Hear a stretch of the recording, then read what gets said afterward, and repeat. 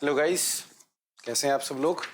I hope आप सभी बहुत अच्छे होंगे। तो हमने एसएससी का जो पेपर सेट 2 है उसके डिस्कशन को स्टार्ट किया था। इंग्लिश के सॉल्यूशंस हम डिस्कस कर रहे हैं। जो उसमें डायरेक्ट इनडायरेक्ट वाले क्वेश्चंस थे, आपके नरेशन के questions, they have been discussed. Now we are moving further. अब इसमें जो नेक्स्ट क्वेश्चन था वो 181 181 पे जो आपका क्वेश्चन है वो है आपका पैराजंबल का क्वेश्चन है। रीअरेंजमेंट का हो, पैराजंबल का हो, PQRS का हो, जिस भी नाम से आपको पसंद हो उस नाम से आप कहें से। तो भाई इसमें जो पहला क्वेश्चन है उसको देखते हैं।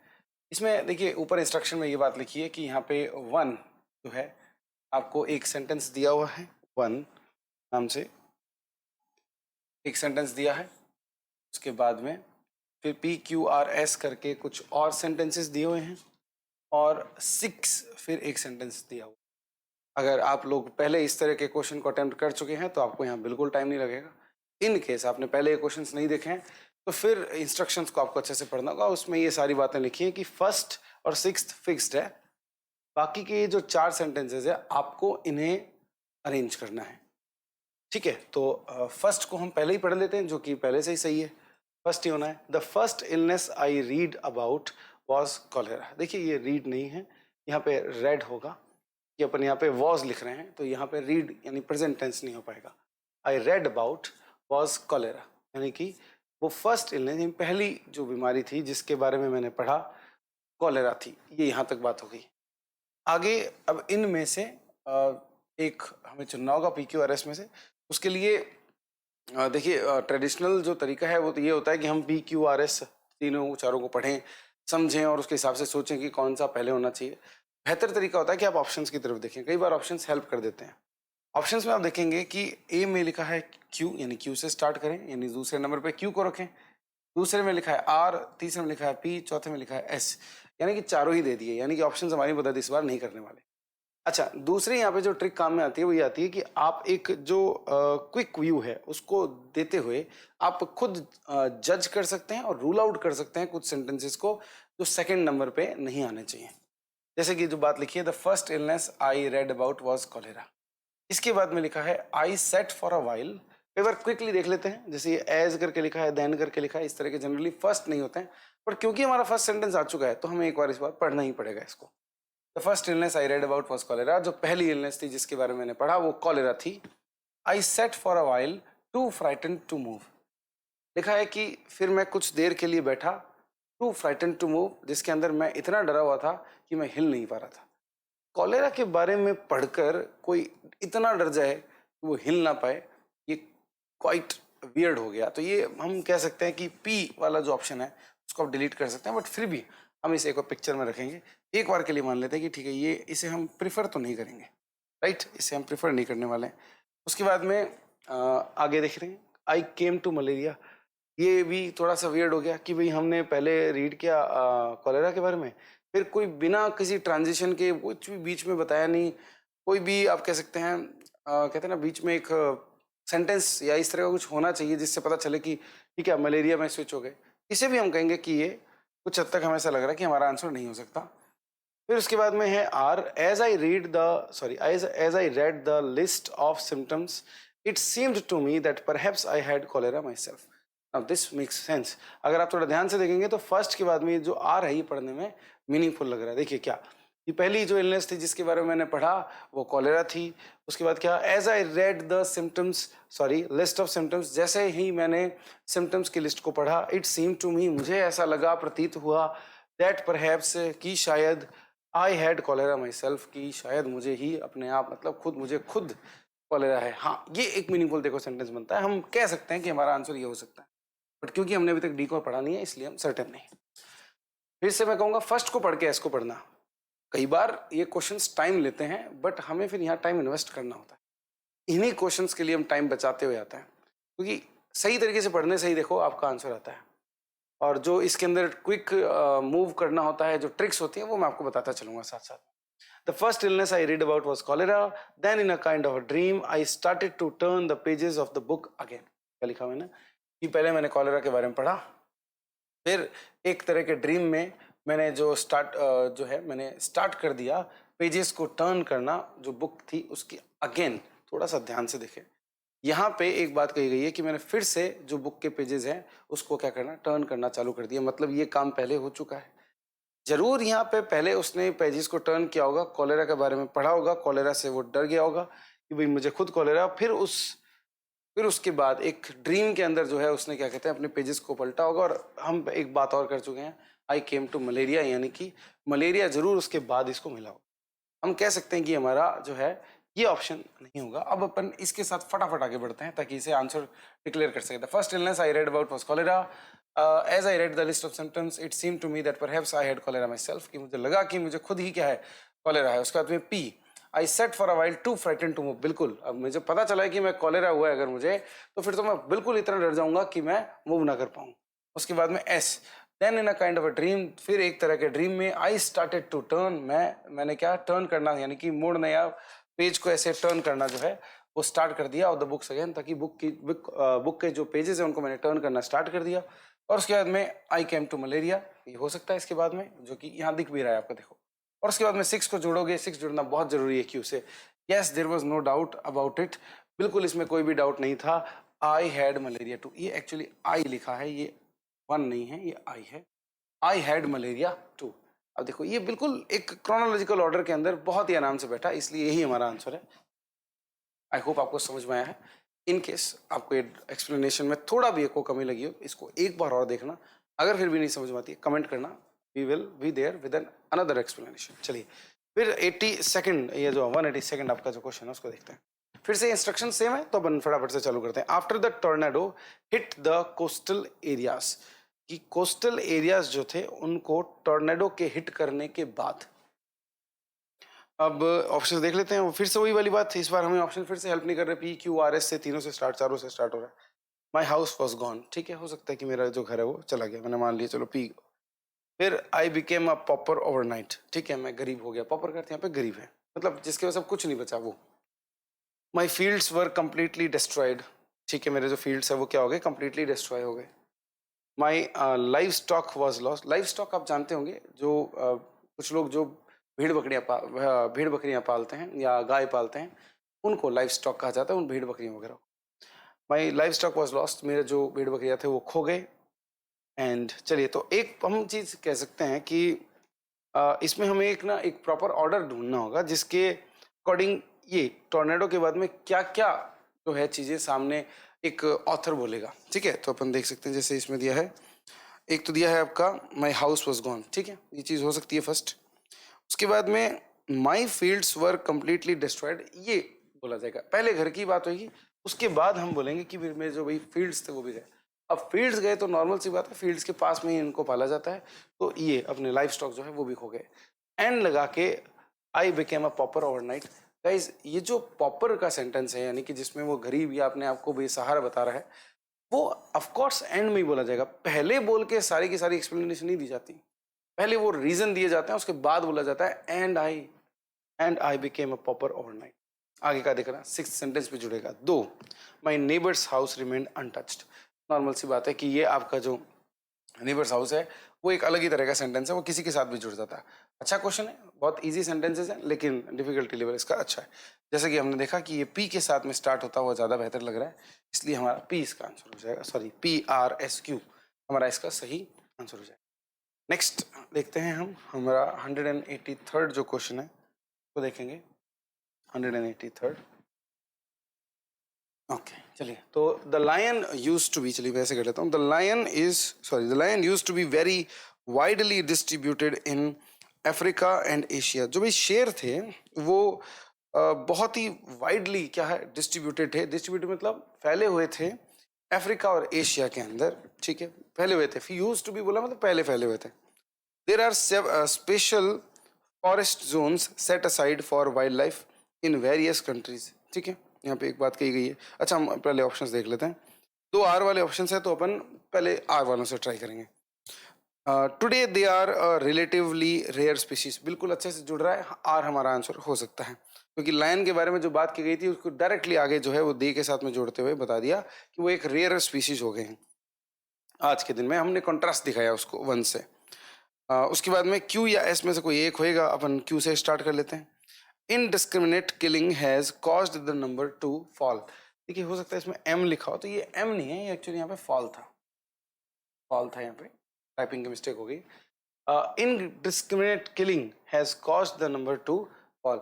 इनडिस्क्रिमिनेट किलिंग का मतलब है कि शेरों को ज्यादा मारा जाता था दूसरे जानवरों के मुकाबले, तो उनको ज्यादा मारने से क्या हुआ, जो नंबर है वो फॉल हो गया, यानी गिर गया।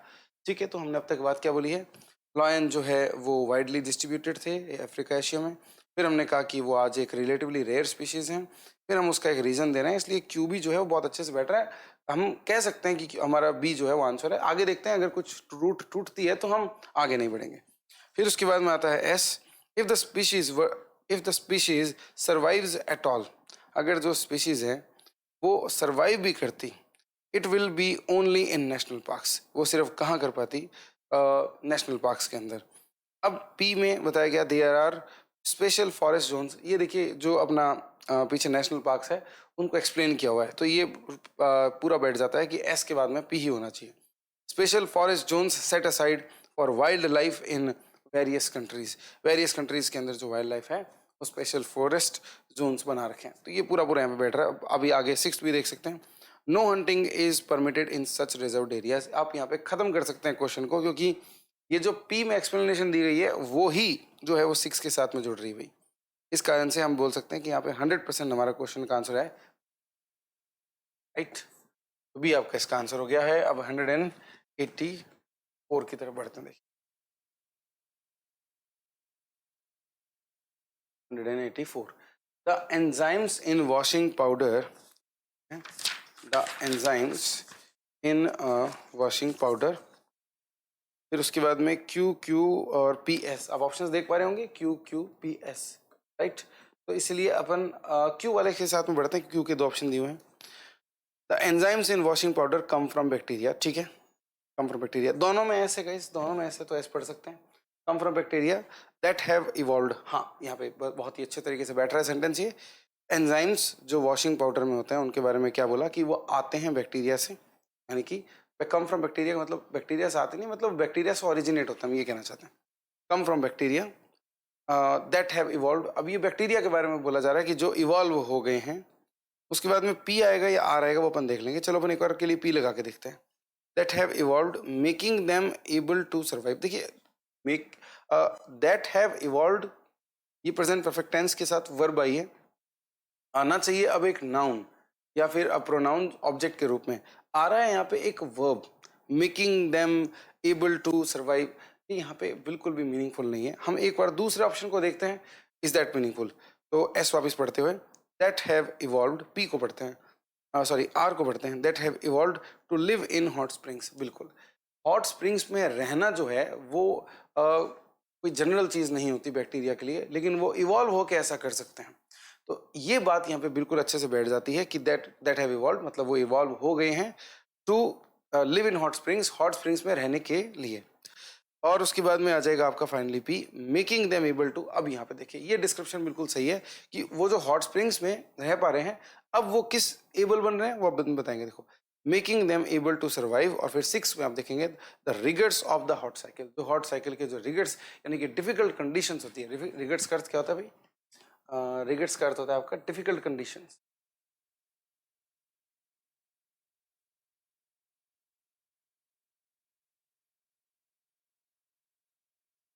डिफिकल्ट कंडीशंस, ये रिगर्स का अर्थ होता है। इवॉल्व का अर्थ आप जानते होंगे भी, विकसित होना बोलते हैं इसको हिंदी में। और कोई ऐसा वर्ड जो आपको ना आता हो, बैक्टीरिया आई गेस आप जानते हैं। स्प्रिंग्स गाइज वो जगह होती हैं जहाँ पे अंडरग्राउंड वाटर जो है वो किसी किसी जगह पे बाहर आ जाता है और एक सोता जिसको बोलते हैं वो बन जाता है, जहाँ पे लोग भी अपने उस पानी को यूज़ कर सकते हैं। हॉट स्प्रिंग्स वो होती हैं पर्टिकुलरली जो गर्म होती हैं। कई बार स्टूडेंट्स को ऐसे जानने में ऐसे लगता है कि ये हॉट स्प्रिंग्स कैसे हो जाती हैं। भाई ये अर्थ के काफ़ी नीचे वाले पार्ट से होके गुजरती हैं और लावा के बहुत पास होती हैं, इसलिए गर्म होती हैं। इसलिए आप देखेंगे कुछ जो पहाड़ी इलाके हैं उनमें भी आपको जब हॉट स्प्रिंग्स मिलते हैं तो वो गर्म होते हैं अनएक्सपेक्टेडली, क्योंकि वेदर तो वहाँ का ठंडा होता है। एनीवेज अपन देखते हैं आगे 185 की अपन बात करने जा रहे हैं। When you are debating whether to, चलिए when you are debating whether to, जब आप डिबेट कर रहे हैं मतलब वार्तालाप कर रहे हैं, वाद विवाद कर रहे हैं, whether to, अब चॉइस दी जाएगी, किस चीज़ के लिए वह तलब कर रहे हैं, वेदर टू। नीचे ऑप्शंस हैं क्यू क्यू और आर एस, दो क्यू के दिए हैं, क्यू से ट्राई करेंगे। Whether to take your evening walk और स्किप इट, ये देखिए पूरा परफेक्ट बैठ गया। आप लोग कंजंक्शन चैप्टर में ये भी बैठते हैं पढ़ते हैं कि वेदर के साथ और आता है, जो कि यहाँ पे क्लियरली मिल गया।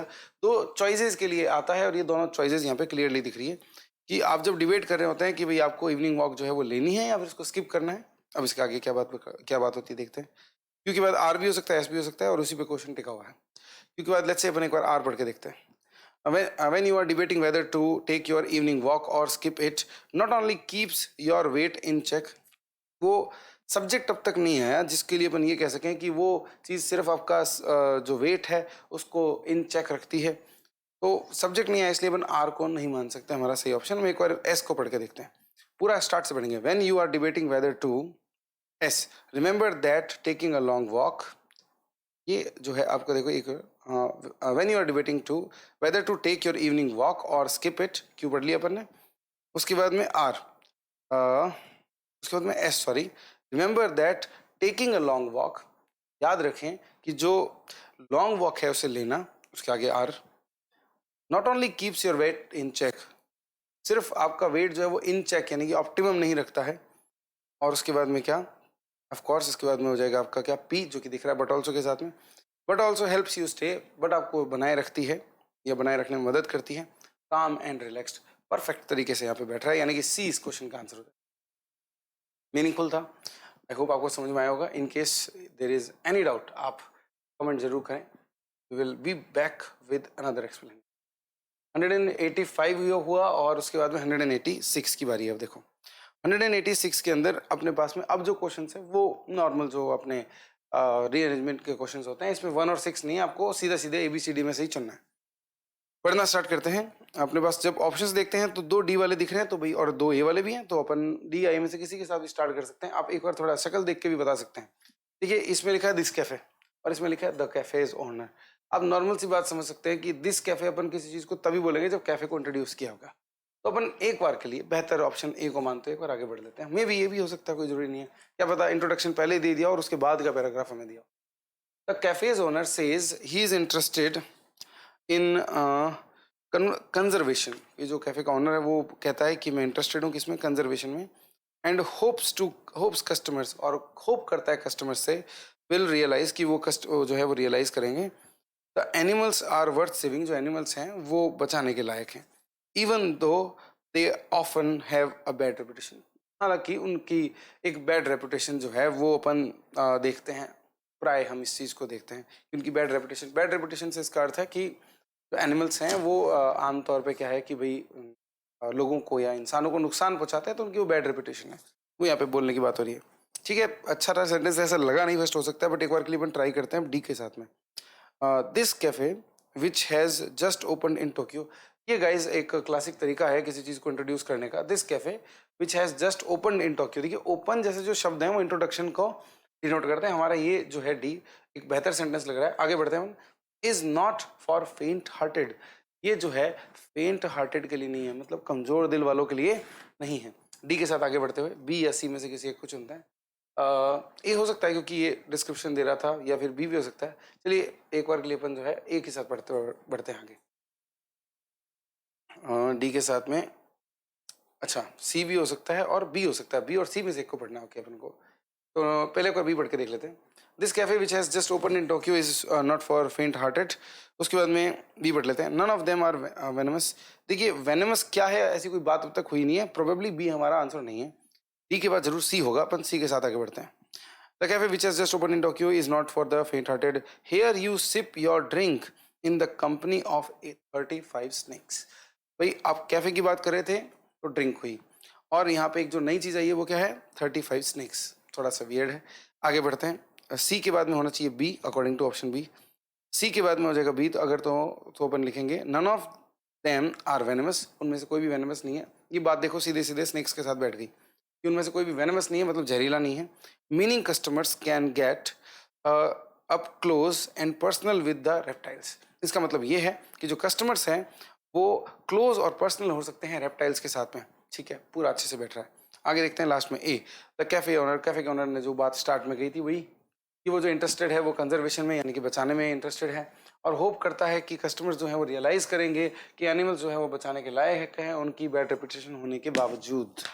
ये आपका आंसर है बी। बहुत ही इजीली इसको अपन स्पॉट कर सकते हैं। आई गेस आप में से किसी को भी ज़्यादा प्रॉब्लम नहीं होगी इसमें।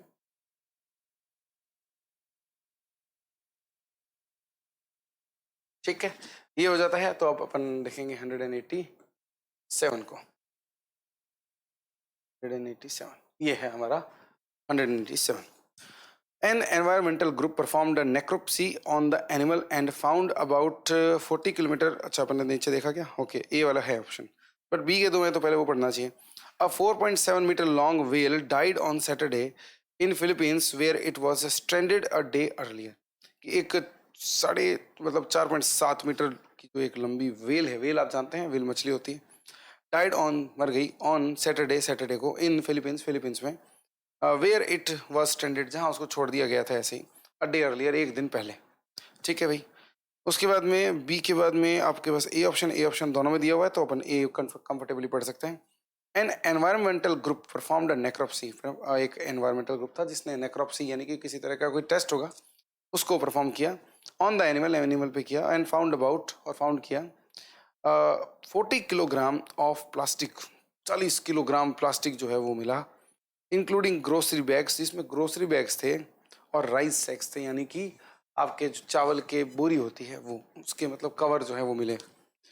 ओके क्वाइट साइड, लेकिन आगे बढ़ते हैं अपन। उसके बाद में बी ए के बाद में सी भी हो सकता है, डी भी हो सकता है। देखिए इसमें सी में लिखा है इट इज़ वेरी डिस्गस्टिंग और डी में लिखा है the animal died from starvation. देखिए कोई भी हो सकता है, अपन एक बार ट्राई करते हैं, सी को पढ़ के देख लेते हैं। It is very disgusting and heart breaking he said. ये ही कौन है? अभी तक ही की बात नहीं हुई थी तो ही प्रोबेबली हमारा आंसर नहीं है। हम डी पे स्विच करेंगे जल्दी से। The animal died from starvation and was unable to eat. जो एनिमल है वो स्टारवेशन से मरा था। ठीक है, एनिमल की बात हुई थी तो वो मरा कैसे बताया नेक्रोप्सी के बाद में। And was unable to eat, खा नहीं पा रहा था, because of the trash filling its stomach, क्योंकि ये जो ट्रैश है यानी जो कचरा है वो उसके स्टमक में क्या हो रहा था, भर रहा था। Said Darrell Blatchley. देखिए यही वो पर्सन है जिसके लिए आगे ही यूज़ किया गया था, यानी कि ये डी जो है उससे पहले आएगा। हमारे क्वेश्चन का आंसर आ चुका है, दैट्स ऑल सी। इतना अगर अपन टाइम ज़्यादा वेस्ट करेंगे तो नॉर्मल सी बात है ये क्वेश्चन हमारे हाथ से निकल जाएगा, जो हम नहीं चाहेंगे बिल्कुल। होप ये समझ में आया होगा। In case there is any doubt please comment. ठीक है, तो सी आपका आंसर हो जाएगा। 188 देखते हैं। 188 चल जाओ। तो 188 में पी क्यू आर एस में ऑप्शन देखेंगे, दो पी वाले हैं दो क्यू वाले हैं, कोई भी दो ले लो, जैसे कोई पी ले लेते हैं। चलिए पहले, it had been umpteen years since we had seen each other. ये जो वी है ये कौन है और हमने एक दूसरे को नहीं देखा है, ये कुछ पता नहीं चल रहा है। प्रोबेबली पी हमारा नहीं होना चाहिए। हम क्यू के साथ आगे बढ़ते हैं। One dull dark day in autumn. एक डल और एक डार्क डे यानी कि एक ऐसा डार्क सा और डल सा, मतलब बहुत ही जिसमें बोरियत सी भरी हुई है, ऐसा डे इन ऑटम जो अपने सीजन होता है उसके अंदर। I was travelling on horse back. मैं अपने हॉर्स के ऊपर जो है उसके पीठ पर ट्रेवल कर रहा था थ्रू अ ड्रेरी स्ट्रेच, एक सुनसान सी जगह पे ऑफ कंट्री साइड आप जानते हैं जो बाहरी सा इलाका होता है अपने किसी भी जगह का। जैसे आप मान लीजिए राजस्थान बीकानेर की बात करें तो उसमें कंट्री साइड जो है वो ये हमारे जो टीले वगैरह हैं उनको अपन कह सकते हैं। उसके बाद में क्यू के बाद में अपना आ जाएगा एस। एट नाइट, आर भी आ सकता है वैसे। At nightfall I came in sight of the house of Usher. रात को जो है मुझे जो है अशर का घर दिखा। अशर प्रोबेबली कोई पर्सन है। और उसके बाद में इसमें अगर इसके साथ आगे बढ़ते हैं तो आता है R. This was the house of Roderick Usher who had been my childhood pal. ये जो है ये रॉड्रिक अशर का घर था और जो है ये मेरा बचपन का दोस्त था। देखिए ये जो दिस वॉज द हाउस जो सेंटेंस है ये हम तभी यूज़ कर सकते हैं जब हमने हाउस की पहले एक बार बात की हो। प्रोबेबली तभी अपन जो है कह सकते हैं कि एस जो है यानी क्यू के बाद जो एस है वो हमारा करेक्ट ऑप्शन हो जाएगा सी। सीधे सीधे आगे का पढ़ सकते हैं ताकि आपको सेंटेंस में जो मीनिंगफुलनेस दिखनी चाहिए वो आपको दिखे। बाकी इतने में ये चीज़ बड़ी आराम से क्लियर हो जाती है कि सुनसान जगह में मैं अपना घोड़ा चला रहा था तो एक नाइट फॉल पे आई आई came in sight of the house. मैं जो घर की नज़र है उसमें आया, ये इंट्रोडक्शन ज़्यादा बेहतर है बजाय कि मैं पहले ये बोल दूं कि ये जो घर था ये रॉड्रिक आशर का था, जो मेरा बचपन का दोस्त था, पेलगार दोस्त होता है गाइस, और फिर मैं बोलूँ एट नाइट फॉल, मतलब कि उसके बाद रात हुई है और तब मैं जो है वो घर की नज़र में आऊँ। It's quite weird. मतलब पहले अपन ने कह दिया कि वो घर उसका है और उसके बाद में अपन कह रहे हैं कि मैं घर की नज़र में आया। डजंट मीन एनीथिंग इस यहाँ पे, तो ये क्लियरली आपका सी आंसर हो जाएगा। 189 को देखते हैं आप गाइस। 180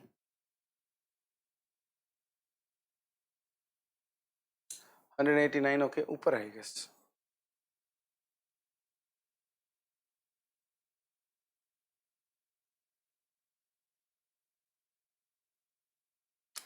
ये 177 हो गया। देयर यू गो, ये 189 आप देख सकते हैं यहाँ पे अभी। ठीक है, तो according to various estimates between, चलिए पहले अपन ऑप्शन देख लेते हैं, एस एस क्यू क्यू, तो दो एस हैं दो क्यू हैं, कोई एक एस से स्टार्ट कर लेते हैं। चलो, the term lipanka carried a sardonic connotation from the words earlier used for children's game known in English as tag। ठीक है, लिपांका नाम की एक टर्म की बात हो रही है और कहा जा रहा है कि ये कैरी करती है एक सार्डोनिक। सार्डोनिक देखिए, जो वर्ड है इसका अर्थ होता है मोकिंग। इसका अर्थ होता है क्या? मोकिंग, यानी मजाक उड़ाने वाला। कुछ ऐसा जो मजाक उड़ाए उसको अपन सार्डोनिक कहते हैं। कॉनोटेशन, देखिए जो कॉनोटेशन वर्ड है इसकी बात करते हैं, इसके बोलते हैं एडिशनल मीनिंग। कॉनोटेशन का अर्थ क्या होता है? Additional meaning.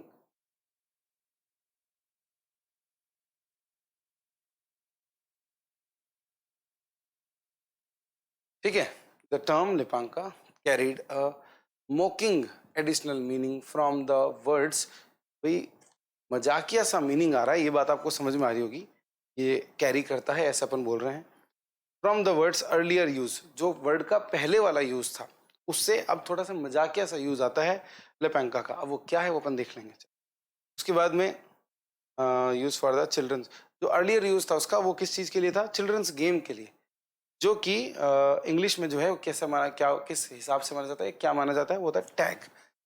टैग आपने देखा होगा कि बचपन में अपन इस तरह का खेल खेलते हैं जिसमें टैग करते हैं। टैग होता है किसी को ताली देना और मतलब जो जिम्मेदारी है या फिर जो मन की दाम जैसा कुछ बोलते हैं अपने लोकल लैंग्वेज में, वो किसी और को दे देना। टैग करके, मतलब टैग करना मतलब ताली लगाना होता है, ताकि अब जो रिस्पॉन्सिबिलिटी है वो क्या है, ट्रांसफर हो गया। इस तरीके से उन बोलता है, कुछ इस तरह का चल रहा है यहाँ पे।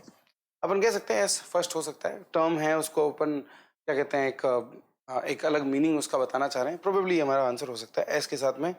अपन देखते हैं एक जगह क्यू एक जगह आर है, बट हमारे पास में क्यू भी, एक बार क्यू को भी पढ़ के देखते हैं जल्दी से। Common German practice in occupied Poland was to round up random civilians on the streets of Polish cities। कह रहा है कि एक कॉमन जेंडर प्रैक्टिस जो है ऑक्यूपाइड पोलैंड में, ऑक्यूपाइड मतलब एक बार जर्मनी ने पोलैंड को ऑक्यूपाई कर लिया था, वॉज टू राउंड अप करते थे वो रैंडम सिविलियंस को। सिविलियंस का मतलब आप जानते हो कि जो आमतौर पे जो जिस तरह के जो अपने नागरिक होते हैं उनको सिविलियंस कहा जाता है, जो आर्मी से रिलेटेड नहीं होते हैं।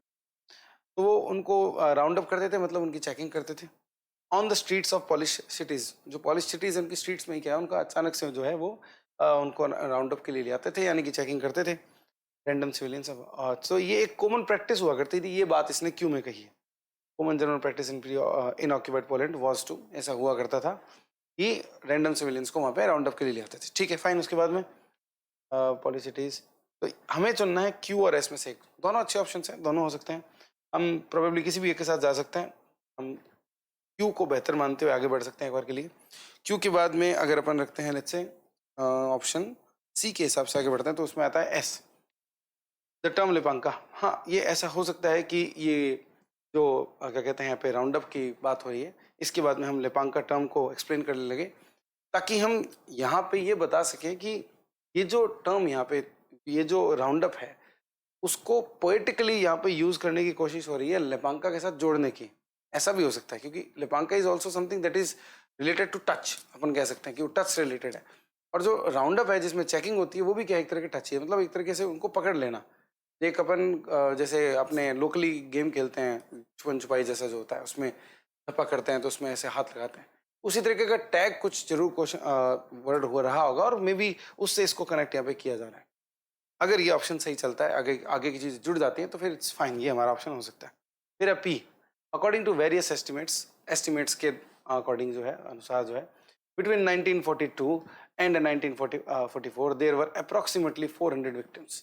कि 42 और 44 के बीच में अप्रॉक्सीमेटली 400 विक्टिम्स थे भाई ऑफ दिस प्रैक्टिस डेली। और इस तरह की जो प्रैक्टिस है वो वॉर्सो में अलोन जो है हुआ करती थी।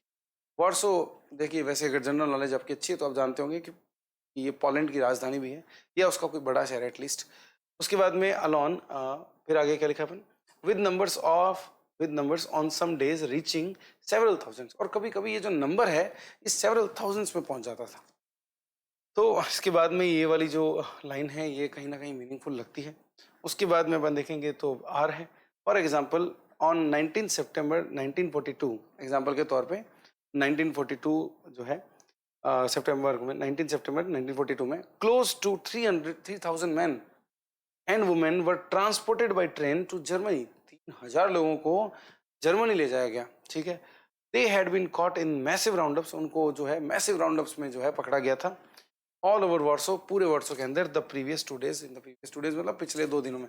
ये अपन बड़े क्लियरली बोल सकते हैं कि ये जो एग्जाम्पल है वो जरूर इसी चीज का दिया हुआ है कि ये जो यहाँ पे बात कही गई थी 400 प्रैक्टिस को विक्टिम्स को ले लेते थे और with numbers on some days, कुछ दिनों में तो नंबर जो है वो कहाँ तक रीच कर जाता था, सेवरल थाउजेंड्स। ये सेवरल थाउजेंड्स ही तो है। तो ये यहाँ से एक अच्छा हिंट मिलता है हमको कि ये प्रोबेबली हमारा इस क्वेश्चन का आंसर यही है, सी। ये आपका आंसर हो जाएगा। ओके, उसके बाद में 190 की बारी है गाइस। 190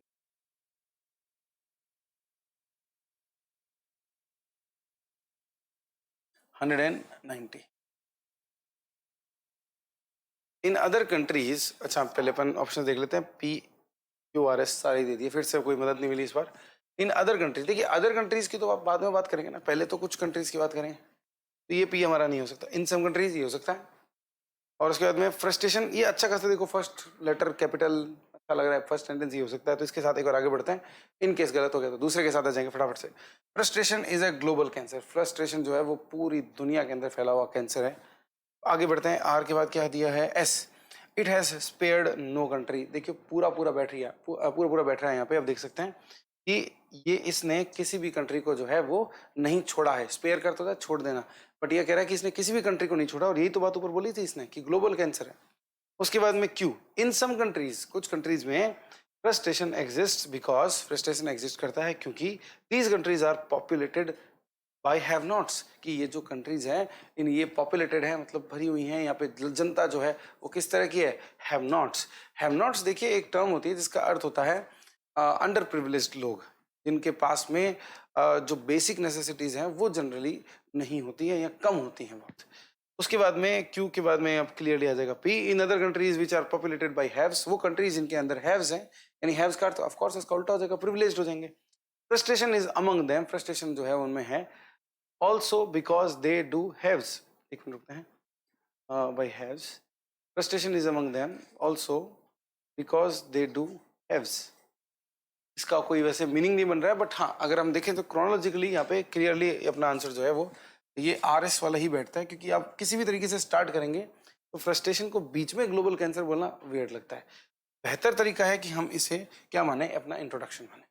ठीक है, चलिए 191 की तरफ बढ़ते हैं। अच्छा, आपने PQRS के जो क्वेश्चन है या रीअरेंजमेंट के जो क्वेश्चन हैं वो हमने कर लिए हैं कवर। अब हम बढ़ रहे हैं आगे स्पॉटिंग एरर के क्वेश्चन की तरफ। और जस्ट मिनट, ये 191 से देखिए क्वेश्चन स्टार्ट हो रहा है।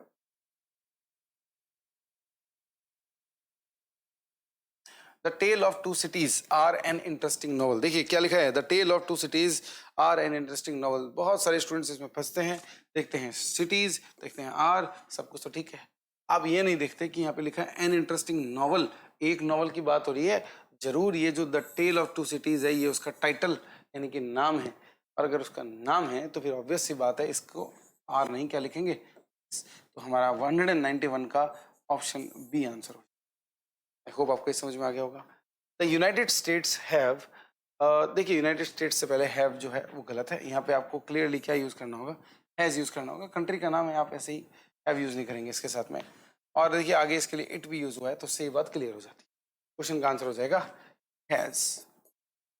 फर्दर आप देखेंगे more than one successful candidate, अगर आप जानते हैं तो मोर देन वन के बाद में एक सिंगुलर नाउन आता है जो कि बड़े अच्छे से आया है। लेकिन एक बात और आप याद रखें कि इसके बाद जो वर्ब आती है वो भी कौन सी आती है, सिंगुलर आती है। यहाँ लिखा है हैव जो कि गलत है, होना चाहिए यहाँ पे क्या, हैज। हमारे क्वेश्चन का आंसर हो जाएगा बी। 194 में देखेंगे 7 miles beyond that pasture was seen hundreds of cattle. देखिए स्टूडेंट्स यहाँ पर कई बार फंस जाते हैं, उनको लगता है कि ये 7 माइल्स हमारा सब्जेक्ट है, इस कारण से यहाँ पे वॉज की जगह वर लगाते हैं, लेकिन नंबर उनको मिल जाता है। क्वेश्चन का आंसर तो यही है कि यहाँ पे वॉज की जगह वर आएगा। बट आपको मैं एक बात बता दूं, इस सेंटेंस का सब्जेक्ट एक्चुअली यहाँ है, हंड्रेड्स ऑफ कैटल, ये हमारे सेंटेंस का सब्जेक्ट है। क्योंकि इनको देखे जाने की बात हो रही है, आप सेंटेंस को पढ़ के देखेंगे तो आपको क्लियरली समझ में आ जाएगा कि 7 माइल्स को कोई नहीं देख रहा है, देखा जिनको जा रहा है वो कौन है, हंड्रेड्स ऑफ कैटल। तो नॉर्मल सी बात है उनके लिए, वो अगर सब्जेक्ट है तो वर्ब उनके अकॉर्डिंग आएगी, इसलिए क्वेश्चन का आंसर हो जाएगा वॉज की जगह वर। फर्दर हम देखेंगे with regard to implementation of the details of the proposal the committee was divided. आपको यहीं रुक जाना है। कमिटी वर्ड दिमाग में आते ही या सामने आते ही आपकी बात दिमाग में आ जानी चाहिए कि ये एक कलेक्टिव नाउन है, एंड कलेक्टिव नाउन्स अगर डिवाइडेड होते हैं तो उनके साथ प्लूरल वर्ब आती है। यहाँ पे क्लियरली लिख ही दिया क्या, डिवाइडेड, तो इसके साथ वॉज थोड़ी आएगा, इसके साथ क्या आ जाएगा। इसलिए इस क्वेश्चन का जो आंसर है वो हो जाएगा गाइस बी, राइट। 194 का जो आंसर था वो भी क्या था, बी। अपन बढ़ते हैं आगे, 196 की तरफ बढ़ते हैं, 96 की तरफ।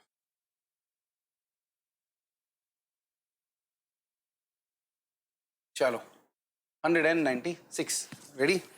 Each faculty member as well as most of the students were of the view that there should be many more new courses. ठीक है, ज़्यादा इसमें अपन को आगे जाने की जरूरत नहीं थी, बट 1 मिनट में ये सवाल खत्म होता है। आप एज वेल एज को देख के अगर अपने कॉन्सेप्ट्स एक बार में ब्रश अप कर लेते हैं, याद कर लेते हैं, दिमाग में ले आते हैं, तो आप जानते हैं एज वेल एज के साथ में जब दो सब्जेक्ट्स जुड़ते हैं ऑफ द स्टूडेंट्स, तो सब्जेक्ट वन जो होता है वो इफेक्टिव होता है। According to subject one the verb will be used, जो वर्ब है वो है आपका वर। आप जानते हैं ईच फैकल्टी मेंबर के साथ में वर नहीं, क्या लिखेंगे आप लिखेंगे वॉज। इस क्वेश्चन का आंसर हो जाएगा बी। 196 का आंसर हो जाएगा क्या, बी। 197 देखते हैं, ये मैनी अ क्लेवर स्टूडेंट। देखिए ये जो मैनी ए का यूज होता है ये हम कई बार करते हैं, विच इज एब्सोल्युटली करेक्ट। हम मैनी ए का यूज कर सकते हैं, इसके साथ में सिंगुलर मैनी ए और मैनी एन के साथ सिंगुलर नाउन आता है। आई होप आपको ये दिख रहा होगा, SCN लिखा है मैंने, प्लस इसके साथ में ये जो वर्ब है ये भी गाइस सिंगुलर आती है। ये आप अपने कॉन्सेप्ट की तरह लिख लें अगर आपको ये नहीं पता है तो मैनी अ क्लेवर के साथ स्टूडेंट तो सिंगुलर आया, लेकिन ये वर्ब ने धोखा दे दिया, इसके साथ में हैज होना चाहिए। आप जानते हैं सिंगुलर वर्ब हैज होती है ना कि हैव तो प्लूरल वर्ब होती है। चलिए कूल, पढ़ते हैं आगे। ये क्वेश्चन का आंसर हो जाएगा बी। 197 का आंसर हो जाएगा बी। 198 की तरफ बढ़ रहे हैं। One of the 5 boys of his group, भाई उसके ग्रुप के 5 लड़कों में से एक वर एब्सेंट होगा या वॉज एब्सेंट होगा, क्लियर है? क्योंकि आप जानते हैं वन ऑफ के बाद में जब वन ऑफ का यूज करते हैं, ठीक कर लेते हैं, चलिए यहाँ लिख देते हैं, वन ऑफ के बाद में अगर आप नाउन लिखने जा रहे हैं तो वो प्लूरल होगा, अगर आप प्रोनाउन लिखने जा रहे हैं तो वो भी प्लूरल ही होगा, राइट। बाकी एक बात और याद रखें कि अगर प्लूरल नाउन है तो फिर उससे पहले कोई ना कोई डिटर्मिनर भी आता है, चाहे वो द हो, चाहे वो माई हो, योर हो, हिज हो, बट एक डिटर्मिनर जरूर आता है जो आप यहाँ पे देख भी पाएंगे। देखिए जब यहाँ पे प्लूरल लिखा तो यहाँ पे द आया, राइट। तो यहाँ पे वर्ब की जगह वॉज आ जाएगा, क्योंकि वन ऑफ के बाद में जो वर्ब है गाइस, जो वर्ब आती है वो आती है सिंगुलर। अच्छा सा कॉन्सेप्ट है, बहुत क्वेश्चंस आते हैं इसके ऊपर, आप रेडी हो जाएं, आपके मेन एग्जाम्स में भी आ सकता है। 199th the school alumni hopes to raise, इससे आगे आपको नहीं जाना है। अगर आपने नाउन चैप्टर अच्छे से पढ़ा है तो आप इस बात को बहुत बढ़िया से अच्छे से याद करके बैठे होंगे। एल्यूमिनाई जो है या एल्यूमिनी जो है ये प्लूरल वर्ड होता है, और प्लूरल वर्ड के साथ में आप ये वर्ब के फर्स्ट फॉर्म के साथ एस नहीं लिख सकते। आपको क्या करना होगा, इसे सिंगुलर वर्ब प्लूरल वर्ब में चेंज करना होगा, and that is hope. That is what, hope. Hope वो वर्ब है जिसे आपको यहाँ पे यूज करना है, ठीक है, होप। चलिए 100 एक मिनट रुके, 200th 200 जो है हमारा क्वेश्चन है, mathematics in addition to English. ये इन एडिशन टू इंग्लिश के इर्द गिर्द दो सब्जेक्ट आपको दिखने चाहिए, मैथमेटिक्स और इंग्लिश। अब आपको पता होना चाहिए कि इन एडिशन टू का जब आप यूज करते हैं तो बिल्कुल एज वेल एज के जैसे ये सब्जेक्ट वन जो है वो इफेक्टिव होता है। सब्जेक्ट वन है मैथमेटिक्स, उसके साथ में आप प्ले नहीं लिखेंगे कि आप सिंगुलर सब्जेक्ट के साथ में ठीक बाद में फर्स्ट फॉर्म लिख ही नहीं सकते, आपको लिखना होगा क्या, प्लीज, होगा क्या, प्लीज। चलिए ओके, तो ये हो गए भाई आपके सारे क्वेश्चंस। आई होप आपको ये जो सॉल्यूशंस हैं सारे समझ में आए होंगे। इन केस मैं बार बार बोलता आ रहा हूँ, in case there is any doubt you must comment and I will be there to reply, और जल्द से जल्द आपको रिप्लाई देने की कोशिश रहेगी। आप टेलीग्राम ग्रुप को ज्वाइन करें, उसके अंदर आपको इसकी पीडीएफ में मिल जाएगी, आपको डिमांड करना होगा और आपको पीडीएफ मिल जाएगी। आपको डिस्क्रिप्शन में जो है वो नंबर भी मिल जाएंगे, आप अपने आप को ऐड करवा सकते हैं। बाकी सॉल्यूशन जो है आपके सामने है, अच्छे से देखिए, पढ़िए, समझिए, एनालाइज कीजिए। इन केस कोई भी ऐसा डाउट है जो आपको आता है तो आप पूछ सकते हैं। हम नेक्स्ट सॉल्यूशन के साथ जल्दी आएंगे, और पहले एग्जाम हो जाए उसके बाद सॉल्यूशन के साथ आएंगे। मिलते हैं नेक्स्ट क्लास में guys, thank you so much.